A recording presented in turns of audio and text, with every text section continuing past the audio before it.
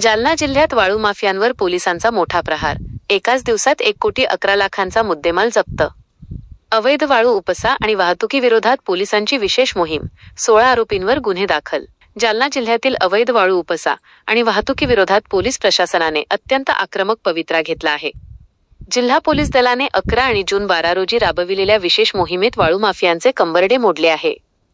गेल्या 24 तासांत विविध पोलीस ठाण्यांच्या हद्दीत करण्यात आलेल्या या धडक कारवाईत एकूण 1,11,89,000 रुपयांचा मुद्देमाल जप्त करण्यात आला असून 16 आरोपींविरुद्ध गुन्हे दाखल करण्यात आले आहेत।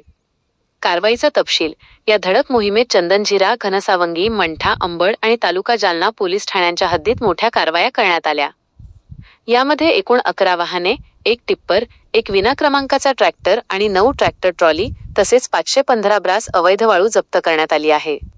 पोलीस ठाणे निहाय कारवाई।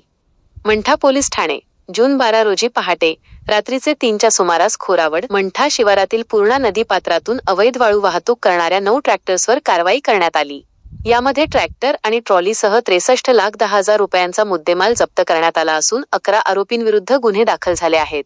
स्थानिक गुन्हे शाखा व घनसावंगी पोलीस संयुक्त कारवाई करत भेंडाळा शिवारातून अवैध वाळू वाहतूक करणारा भारत बेंच कंपनीचा हायवा टिप्पर MH21CL 5455 पकडला। यात 20,25,000 रुपयांचा मुद्देमाल जप्त केला।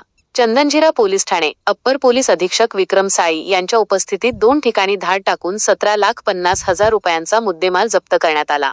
तालुका जालना पोलीस अप्पर पोलीस अधीक्षक विक्रम साळी यांच्या मार्गदर्शनाखाली 150 ब्रास वाळू हस्तगत करत 6 लाख रुपयांचा मुद्देमाल जप्त केला। अंबड पोलीस ठाणे अंबड पोलीस ठाण्याच्या हद्दीत अवैध वाळू वाहतुकीवर कारवाई करत 5,04,000 रुपयांचा मुद्देमाल जप्त केला।